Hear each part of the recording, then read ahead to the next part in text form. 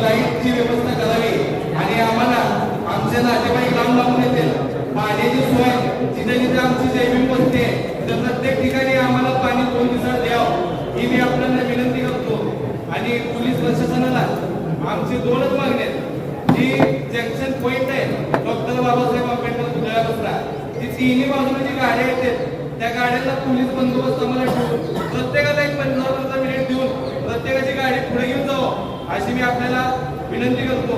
आणि दुसरी विनंती अशीच आहे, IPS अशोक कामटे साहेब असताना, IPS रवींद्र सेनगावकर साहेब असताना, IPS महादेव तांबडे साहेब असताना 16 मे 16 टॉप असू द्या 8 मे 8 टॉप असू द्या जयंती मोठी साजरा झाली।